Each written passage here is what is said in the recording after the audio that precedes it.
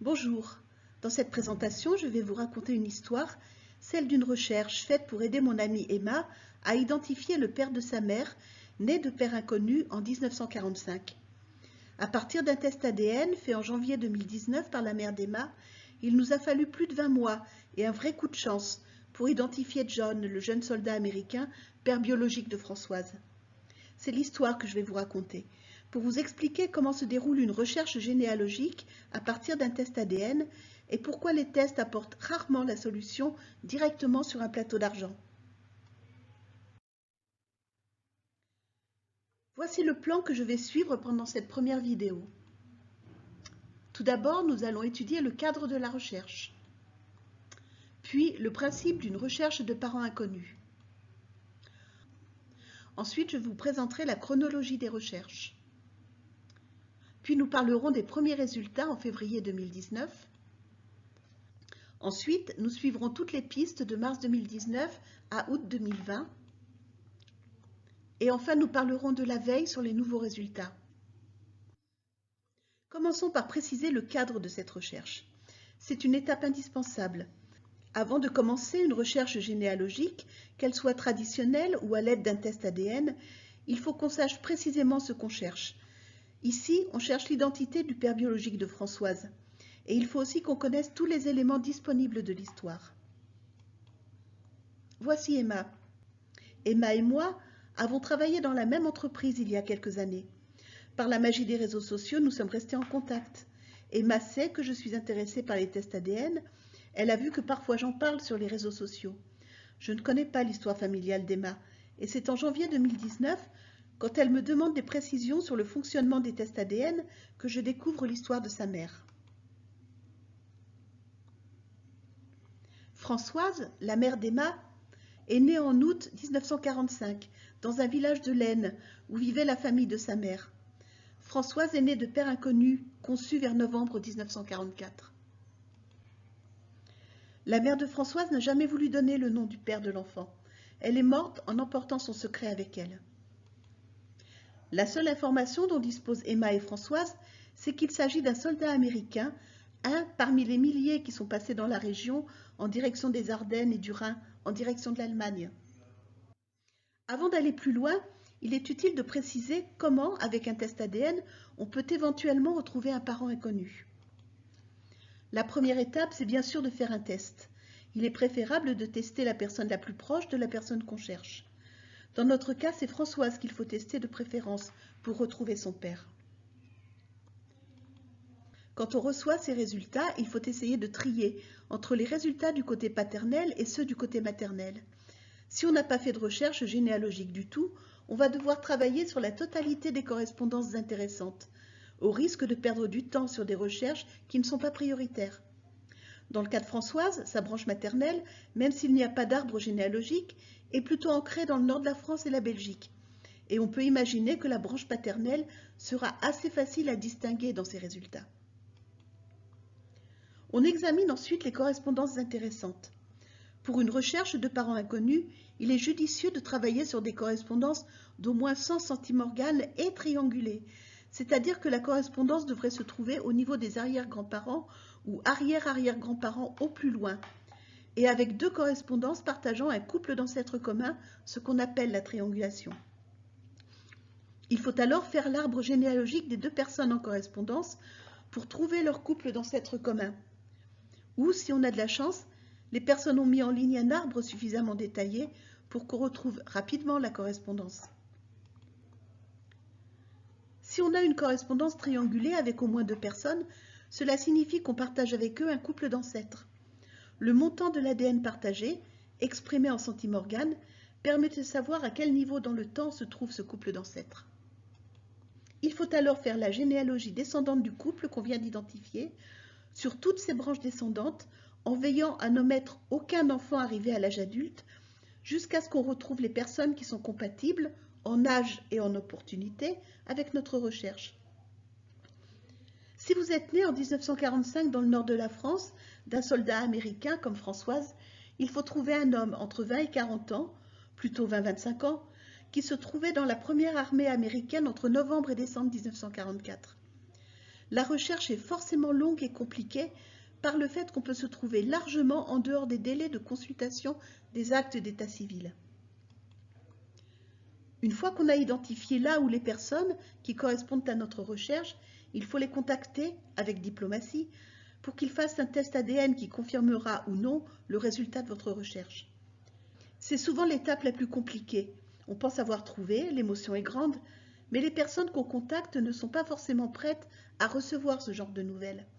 Classiquement, c'est l'étape où il est préférable de passer par un intermédiaire, association ou autre, pour éviter de se fermer les portes en étant trop direct ou trop insistant. Comme vous le comprenez, la recherche n'est pas du tout un long fleuve tranquille et tout dépend des correspondances qu'on obtient. Voyons maintenant la chronologie des recherches. Dans le cadre de la recherche du père de Françoise, qui n'est pas totalement aboutie encore, même si son père biologique est identifié avec un niveau de certitude très élevé, il a fallu plus de 20 mois entre le test et l'identification du père probable. Cela ne veut pas dire que pendant 20 mois, Emma et moi n'avons fait que ça, bien sûr, mais cela signifie qu'entre mars 2019, une fois que les premiers résultats peu probants ont été analysés, et août 2020, quand un petit miracle a eu lieu, Emma et moi avons assuré une sorte de veille sur les résultats, pour identifier les nouveaux résultats qui arrivaient régulièrement et savoir si l'un d'eux pouvait nous aider à progresser. Ce résultat qui a tout changé, il est arrivé sur l'interface MyHeritage du test de Françoise en août 2020, soit plus de 18 mois après que Françoise avait fait son test. Ça aurait pu être plus tôt, ça aurait pu être plus tard, ça aurait pu être jamais. Venons-en à la recherche du père de Françoise de façon concrète. Mi-janvier 2019, Françoise fait un test autosomal auprès de MyHeritage. Emma les a contactés pour leur demander si elle pourrait ainsi retrouver son grand-père, et ils ont dit oui, bien sûr, sans trop nuancer leurs propos. Quand elle m'en parle, je lui explique que ça peut être long et compliqué, et qu'il ne faut pas qu'elle s'attende à un miracle, ou à une lecture directe dès le retour du test. Mi-février 2019, les résultats du test arrivent. La première liste de correspondance est assez longue. À ce stade, Emma n'a pas pris d'abonnement à MyHeritage, attendant de voir ce qu'il va y avoir dans les résultats pour se décider. Cela signifie qu'elle n'a accès qu'à la première correspondance partagée pour chaque correspondance, qu'elle n'a pas accès aux arbres généalogiques éventuels, ni aux outils comme Autocluster. Elle attend ma première analyse de ces résultats pour savoir si elle doit ou non prendre un abonnement. Sur les centaines de résultats reçus, il n'y en a que 3 en février 2019 qui font plus de 100 centimorganes. Il n'y a donc aucune réponse quasi immédiate.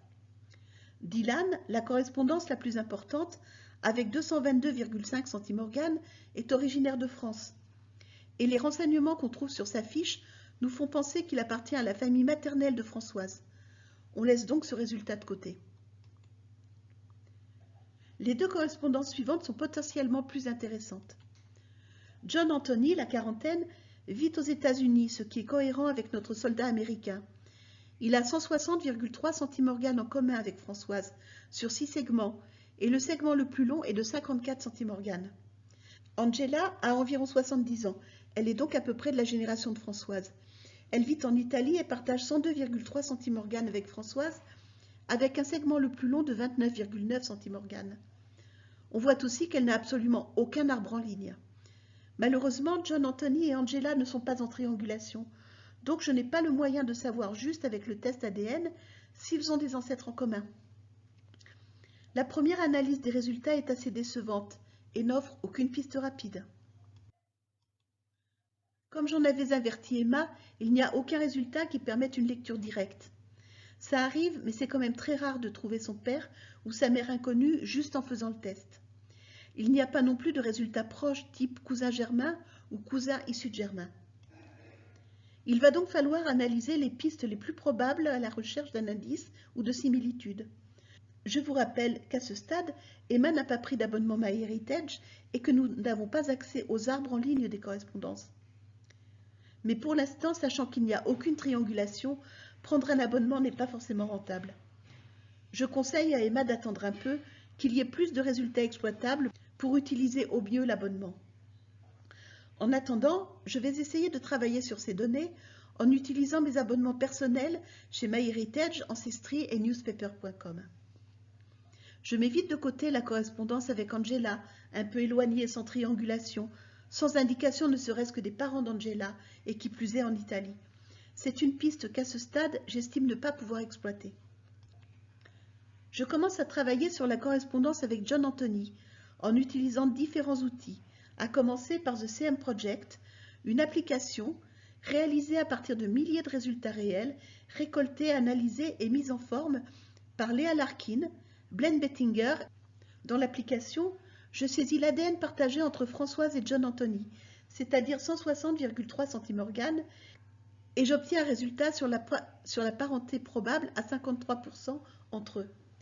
Half second cousin, c'est-à-dire demi-cousin issu de germain, ou bien second cousin once removed, cousin issu de germain à une génération d'écart, ou encore half first cousin twice removed, demi-cousin germain à 2 générations d'écart, ou enfin first cousin three times removed, cousin germain à 3 générations d'écart. L'application propose également le résultat sous une forme visuelle.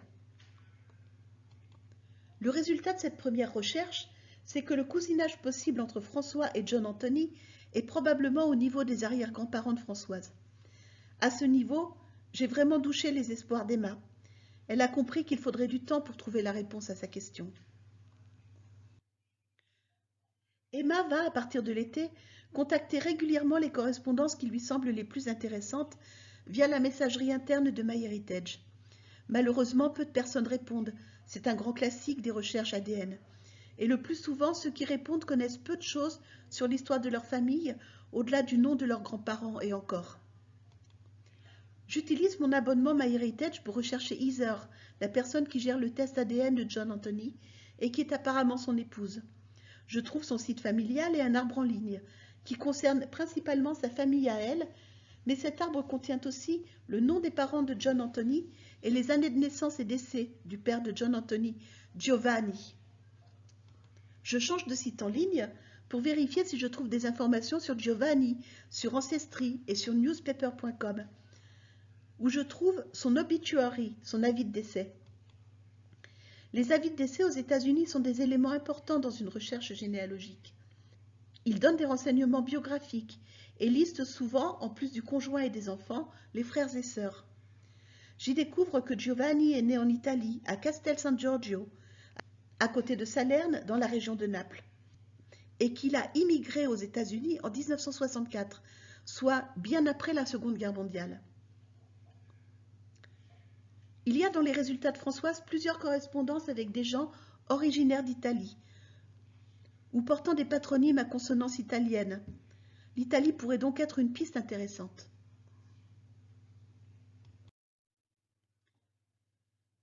Une partie des registres de Castel San Giorgio, les mariages et les naissances, sont en ligne sur le portail Antenati. J'y trouve la naissance de Giovanni, ce qui me donne le nom de ses parents, et j'ai la chance de retrouver ensuite le mariage des parents, ce qui me donne le nom des grands-parents de Giovanni. En compilant toutes ces données, ainsi que celles trouvées à partir de l'avis de décès, je mets en forme un arbre en ligne sur Ancestry, en espérant que leur programme me trouvera d'autres correspondances ou permettra à des généalogistes de me contacter. Voici l'arbre que j'ai compilé sur les générations de Giovanni, ses parents et grands-parents. Mon arbre en ligne indique également John Anthony, ses frères et sœurs et ses enfants. La relation entre Françoise et John Anthony pourrait se trouver au niveau des grands-parents de Giovanni. Mais elle pourrait aussi se retrouver dans l'arbre d'Anna, la mère de John Anthony, pour laquelle je ne dispose d'absolument aucun renseignement me permettant de reconstituer son ascendance. Heather, que nous avons tenté de contacter, n'a pas encore répondu. Il est tout à fait possible que tout le travail que j'ai fait soit totalement inutile si la parenté entre Françoise et John Anthony n'est pas du côté du père de John Anthony.